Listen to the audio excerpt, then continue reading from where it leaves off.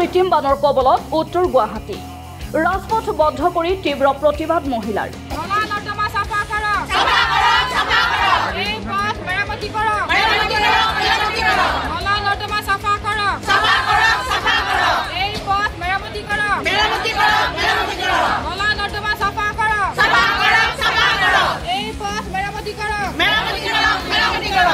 অতি ব্যস্ত গৌৰীপুৰ উত্তৰ গুৱাহাটী মহাবিদ্যালয় সংযোগী পথ পুৱাৰে পৰা বন্ধ কৰি দিলে মহিলাই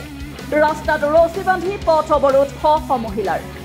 নিশা মুষলধাৰে হোৱা বৰষুণৰ পিছত কৃত্ৰিম বানপানীত ডুব গৈছে গৌৰীপুৰ উত্তৰ গুৱাহাটী মহাবিদ্যালয় সংযোগী ব্যস্ত পথটোৰ লগতে বিভিন্ন অঞ্চল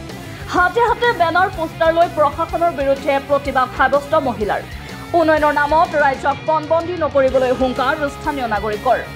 আমাৰ তাৰমানে বিগত বহুত দিনৰ পৰা আমি ৰাস্তাটো সম্পূৰ্ণ ভাঙি গৈছিলে গতিকে ৰাস্তাটোৰ মানে মেৰামতিৰ বাবে আমি বহুতবাৰ প্ৰশাসনক জনোৱা গৈছে এই অঞ্চলৰ ফালৰ পৰা কিন্তু কোনো ধৰণৰ সঁহাৰি তেওঁলোকৰ পৰা পোৱা নাছিলো এতিয়া বাৰিষাৰ আৰম্ভণি হ'ল আজি এপ্ৰিল মাহতে চাক আমাৰ এই অৱস্থা ৰাস্তাৰ অৱস্থা চাক ড্ৰেইনবিলাক ক্লিয়াৰ নাই ড্ৰেইনবিলাক বনালে কোন কাহানিয়ে বনালে ড্ৰেইন আজি পৰ্যন্ত ড্ৰেইন চাফা কৰা নাই তাৰ ফলত হৈছে কি ড্ৰেইনেদি পানীটো ওলাই যাব নোৱাৰে গোটেই ৰাস্তাৰ পানীবোৰ আৰু যিহেতু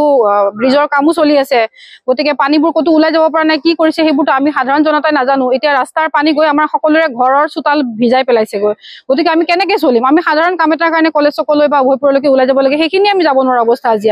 আমি এককাল পানী ভিতৰ পিনেতে আপোনাৰ এককাল পানী ল'ৰা ছোৱালী আছে কিমান বয়সস্থ আমাৰ মা দেউতাহঁত আছে বা আমিওতো ওলাবলৈ পৰা নাই গতিকে আমি আজি প্ৰশাসনক দাবী জনাই বা তেওঁলোকৰ যাতে দৃষ্টি আৰু হেৰি কৰিবৰ কাৰণে আমি এটা প্ৰতিবাদ কাৰ্যসূচী বাধ্য হৈ ওলাই আহিলো আমি গোটেই মহিলা বহুত গৃহিণীখিনিও আছে আজি আমাৰ এই প্ৰতিবাদ কাৰ্যসূচীত আমি সকলো ওলাই আহিছো ওলাই আহি পেলাই আমাৰ এটাই দাবী যাতে এই পথটো মেৰামতি কৰি দিয়ক অতি সোনকালে লগতে নকৰিলে এই প্ৰতিবাদ কাৰ্যসূচী আমি আকৌ আগতীয়া বা আগন্তুক দিনত আমি আকৌ সাব্যস্ত কৰিব লাগিব হয় গতিকে আজি ডিচি মহোদয়ে আমাক সঁহাৰি দিছে যে তেখেতে কিবা এটা ব্যৱস্থা ল'ম বুলি কৈছে সেইবাবে আমি সাময়িকভাৱে আজি এই প্ৰতিবাদ কাৰ্যসূচী স্থগিত ৰাখিলো কিন্তু অনাগত দিনত যদি আমাৰ সমস্যাৰ প্ৰতি সকলোৱে আওকাণ কৰে তেতিয়া আকৌ আমি ওলাই আহিব লাগিব এইদৰে প্ৰতিবাদ কাৰ্যসূচী হাতত ল'বলৈ বিজ্ঞানসন্মতভাৱে নলা নৰ্দমাসমূহ নিৰ্মাণ নকৰাৰ ফলত কৃত্ৰিম বানপানীৰ কবলত পৰিছে উত্তৰ গুৱাহাটীৰ প্ৰাকৃতিক জলাশয়সমূহ পুতি পেলোৱাৰ ফলত অনাগত দিনত উত্তৰ গুৱাহাটীবাসী ইয়াতকৈও ভয়ংকৰ কৃত্ৰিম বানপানীৰ কবলত পৰাৰ আশংকা স্পষ্ট হৈ পৰিছে এইটো গৌৰীপুৰৰ পৰা আমাৰ উত্তৰ গুৱাহাটী মহাবিদ্যালয়লৈ যোৱা পথ এইটো ঘাই পথ আমাৰ আমি ইয়াৰে গোটেইখিনি মানুহ এই ৰাস্তাটোৰে যাব লাগে এই গাঁতবিলাক দেখা পাইছে ডাঙৰ ডাঙৰ গাঁত এইসমূহ গাঁতেৰে আমি অহা যোৱাটো মানে খুব চিন্তনীয় বিষয় এতিয়া আমি যাব নোৱাৰো আমাৰ ল'ৰা ছোৱালীসকল কণ মাইনাহঁত আমি কেনেকৈ ওলাই লৈ আহিম সিহঁতক ৰাস্তাটো উন্নয়নৰ কাৰণে যিখিনি ব্যৱস্থা লাগে তেখেতসকলে কৃত্ৰিম পদ্ধতিৰে কৰে যি উপায়েৰে কৰে কৰক কিন্তু পানীটো ওলাই যোৱাই নহয় গাঁতবিলাক মাৰিব লাগে সোনকালে নহলে আমাৰ ভয়ানক পৰিস্থিতি আমি ডিচি মহোদয়লৈ অনুৰোধ কৰিছো গতিকে এতিয়া সোনকালে ব্যৱস্থা কৰক